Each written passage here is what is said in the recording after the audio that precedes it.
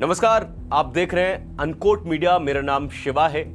भारत के जाने माने यूट्यूबर के घर पर ईडी की रेड पड़ने वाली है और किसने धमकी दी है? बीजेपी के नेता ने, और अब खुद एल्विस यादव ने इसका खुलासा किया। हमने आपको कई बार बोला ना कि यह भारत एक ऐसा देश है जहां पर लोग सच कहने से डरते हैं, और अभी जो बवाल चल रहा है जंतर मंतर पर, मुझे नहीं लगता कि कोई भी ऐसा इंसान है जो इससे अवेयर ना हो। सबको पता है इस समय चल क्या रहा है।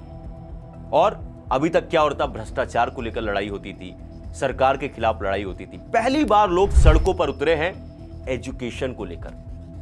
लोग वोट तो देते थे, लेकिन धर्म, जाति, रंग, उस बेसिस पर वोट देते थे। कभी एजुकेशन पर तो बात होती ही नहीं थी। पहली बार युवा सड़कों पर उतरा है एक अच्छी एजुकेशन सिस्टम के लिए। सरकार से कह रहा है कि हमें अच्छी एजुकेशन चाहिए। सरकार जो सोई हुई थी, सिर्फ बीजेपी की नहीं, मैं तो आज तक की सरकार को कहता हूं, क्योंकि सरकार को फर्क नहीं पड़ता था। सरकारों को यह था कि हमें बिहार में इलेक्शन जीतना, वेस्ट बंगाल में जीतना है, दिल्ली में जीतना है। हमें कैसे बिहारी है, बिहारी को कैसे हम मुफ्त में रेवड़ी बांटे, ये इन्हीं सब चीजों में ध्यान रहता था। एजुकेशन की बात ही नहीं होती थी। आए दिन नीट पेपर जो है लीक होते थे, तरह तरह की बातें होती थी। सरकारी आप स्कूल्स की हालत देखो, सरकारी कॉलेजेस की हालत देखो। अब जिस तरीके से बवाल मचा, लोग सड़कों पर उतरे, बवाल मचा हुआ था, बड़े बड़े लोग अब इसके सपोर्ट में आ रहे थे।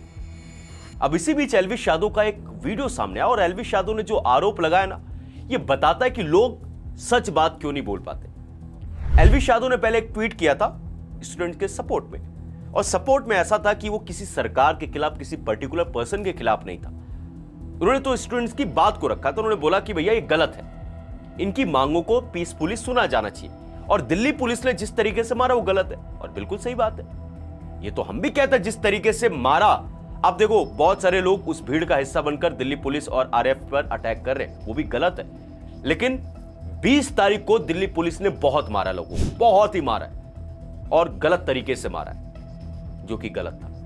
एल्विस यादव ने एक वीडियो जारी करके कहा कि मेरे ट्वीट के बाद एक बीजेपी के नेता है जो उनके जानने वाले ही थे, उन्होंने बोला ये डिलीट कर दे वरना तेरे लिए अच्छा नहीं होगा। उन्होंने बोला कि मैंने गलत क्या बोला।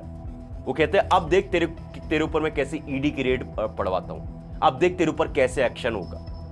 धमकियां देने लग गए। अब समझ रहे हो हद? आप देखिए, एल्विस यादव जाने माने यूट्यूबर हैं, अब एक्टिंग भी मुंबई में अपना करियर बना रहे, करियर बन चुका है, लाखों करोड़ों उनके फैंस हैं, और वो स्टूडेंट्स की बात करना, मतलब आप एक ट्वीट नहीं कर सकते। अगर आप ट्वीट करोगे तो आपके घर पर ईडी की रेड पड़ जाएगी। ये कितना आसान हो गया। बीजेपी के नेता, उन्होंने खुद आकर बोला, उन्होंने बोला कुछ समय पहले वही नेता मेरे से पैसे मांगने आया था, नहीं दिया। आप समझो किस तरीके के हालात है। ये सिर्फ एक एग्जांपल है। जो आप कह रहे हो ना कि विराट कोहली क्यों कुछ नहीं बोलते, ये शाहरुख खान चुप क्यों बैठे हुए, ये बड़े बड़े सो कॉल्ड लोग चुप क्यों बैठे हुए, वो क्यों सामने नहीं आकर बोल पाते सरकार के खिलाफ? This is the reason. लोगों को लगता है कि सरकार के खिलाफ कुछ ही बोल दिया, उनके लिए आने वाले दिनों में दिक्कतें हो जाएंगी। हो सकता है एल्विस यादव के लिए भी दिक्कत हो जाए।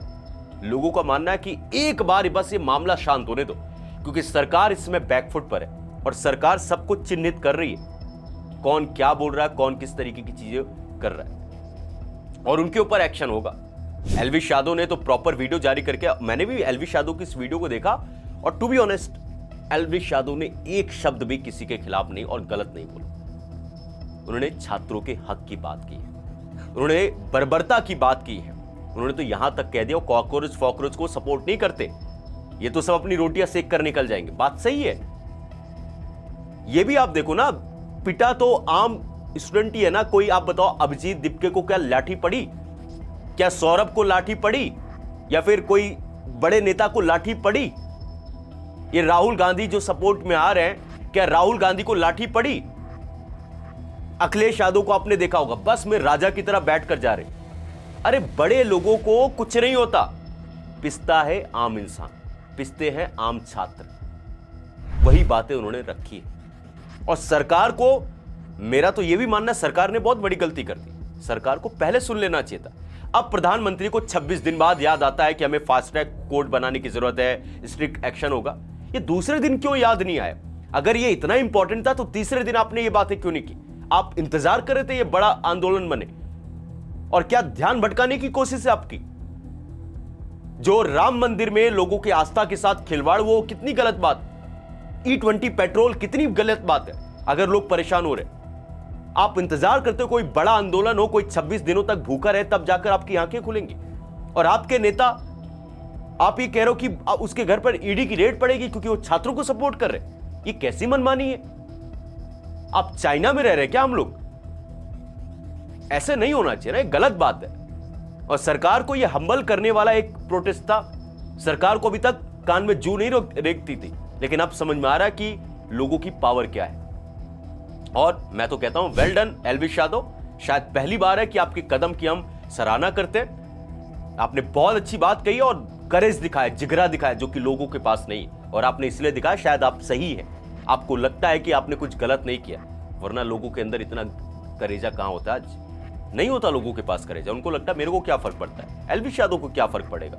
वो चुप रहते, उनका काम चल रहा था, उनका घर चल रहा था, क्या दिक्कत थी? एल्विश यादव आए सपोर्ट में। तो इसलिए मेरा मानना है कि जो सही इंसान है उनको सपोर्ट करो, जो गलत चीजें उसके खिलाफ जाओ। अब समझ में आ गया कि लोगों की पावर क्या है। समझ गए ना? रात के 12:30 बजे अगर प्रधानमंत्री मोदी इस तरीके से पहली बार इस तरीके की वीडियो बनाकर पोस्ट कर रहे हैं, तो आप समझ सकते हो कि सरकार के ऊपर कितना दबाव है। बाकी आप लोग क्या सोचते हो? जो एल्विश यादव को धमकी मिली है, उनके ऊपर एक्शन होने की बात हो रही है, उस पर आपकी क्या सोच है?